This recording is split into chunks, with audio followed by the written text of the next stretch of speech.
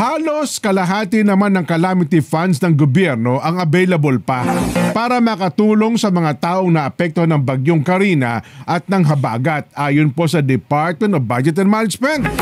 Ayon po mismo kay Budget Secretary Amiana Pangandaman, humigit kumulang 11.2 billion pesos ang nananatili po sa calamity fund sa kabuang alokasyon na 22.736 billion pesos para po sa taong ito na kasama po ang carryover na halaga na 2.236 billion pesos mula po sa nakaraang taong budget. Sinabi pa po ni Pangandaman, ang budget carryover ay maaaring gamitin para sa iba't ibang disaster relief operation hanggang sa pagkatapos po ng 2024.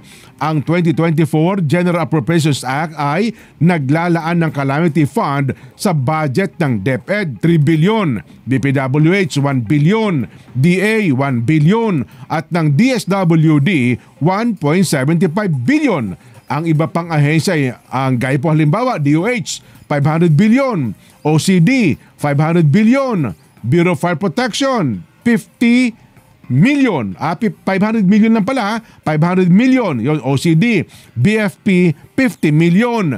PNP, 50 million. Philippine Coast Guard, 75 million. Pagkatapos ng bagyo, kung kailangan, maaring mag-tap ang mga ahensya sa available National Disaster Risk Reduction and Management Fund sa ilalim po ng Fiscal Year 2024 GAA pagkatapos ng damage assessment and recommendation ng NDRRMF at sa pagkapatibay mismo ng Pangulo. Ang NDRRMF ay maaari pong gamitin para sa serbisyo ng tulong, relief at rehabilitation sa mga komunidad, lugar, kasama po ang pag-aayos, rehabilitasyon at konstruksyon na kaugnay sa panahon ng natural o human-induced calamities sa kasalukuyan o dalawang naunang taon. Ayun pala.